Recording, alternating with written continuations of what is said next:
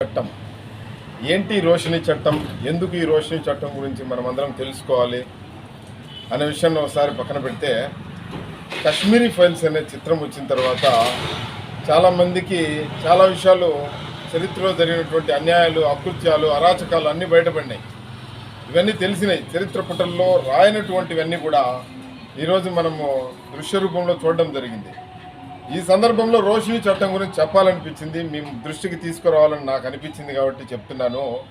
అప్పుడున్నటువంటి ఈ కాశ్మీర్ నుంచి ఎవరైతే వెలివేయబడ్డారో, బహిష్కరించబడ్డారో, అవమానకర రీతిలో గెంటివేయబడ్డారో వాళ్ళందరి యొక్క ఆస్తులు, దాదాపు 5 నుంచి 10 లక్షల మంది యొక్క ఆస్తులను అక్కడ ఉన్నటువంటి వాళ్ళు, ఆ ప్రభుత్వము ఆక్రమించుకున్నటువంటి వాళ్ళందరికీ కూడా ఒక చట్టబద్ధతను కల్పించినటువంటి చట్టం ఇది.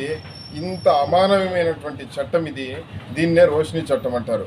ఈ చట్టం యొక్క పరిధి దాదాపు ఆర్టికల్ 370, 35A పూర్తిగా ఈ యొక్క రాజ్యాంగం నుంచి కొట్టి వేసేంత వరకు ఉన్నది అంటే అర్థం చేసుకోండి అక్కడ ఉన్నటువంటి దారుణమైన పరిస్థితులు.